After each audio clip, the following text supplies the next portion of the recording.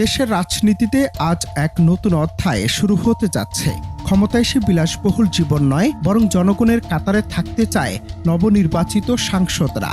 জামায়াতের পর এবার বাংলাদেশ জাতীয়তাবাদী দল বিএনপির নবনির্বাচিত সংসদ সদস্যরা আজ এক অভাবনীয় ঘোষণা দিয়েছেন। তারা জানিয়েছেন, সরকারি সুযোগ সুবিধার আওতায় থাকা শুল্কমুক্ত দামি গাড়ি কিংবা রাজুকের দামি ফ্লটের কিছুই গ্রহণ করবেন না তারা। সাধারণ মানুষের উপর করের বোঝা চাপিয়ে নিজেদের পকেট ভারী করার চিরচেনা সংস্কৃতি কি তবে আজ থেকেই অতীত হতে যাচ্ছে? আজ মঙ্গলবার বেলা 11:30টায় সংসদীয় দলের সভাকক্ষে এক গুরুত্বপূর্ণ বৈঠক অনুষ্ঠিত হয়। বিএনপির নবনির্বাচিত সংসদ সদস্যদের এই প্রথম বৈঠকেই সর্বসম্মতিক্রমে এক ঐতিহাসিক সিদ্ধান্ত নেওয়া হয়েছে। একাধিক সংবাদ মাধ্যমের তথ্য মতে দলের মিডিয়া সেলের সদস্য সাইরুল কবির খান নিশ্চিত করেছেন যে বৈঠকে সভাপতিত্ব করেছেন বিএনপির চেয়ারম্যান তারেক রহমান। বৈঠকে উপস্থিত সংসদ সদস্যরা এক বাক্যে তাদের নেতা তারেক রহমানকে সংসদ নেতা ও পরবর্তী প্রধানমন্ত্রী হিসেবে নির্বাচিত করেছেন।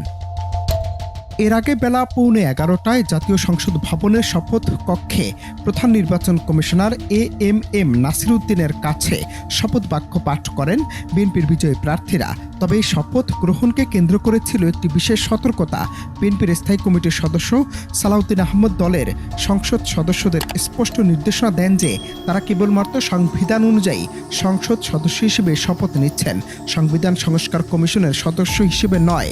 এই কঠোর বার্তার মাধ্যমে বিএনপি পরিষ্কার করে দিয়েছে যে তারা আইনি কাঠামো মেনে চললেও নির্দিষ্ট কিছু সংস্কার প্রক্রিয়ায় অংশ নেয়ার বিষয়ে নিজেদের সক্রিয়তা বজায় রাখতে চান।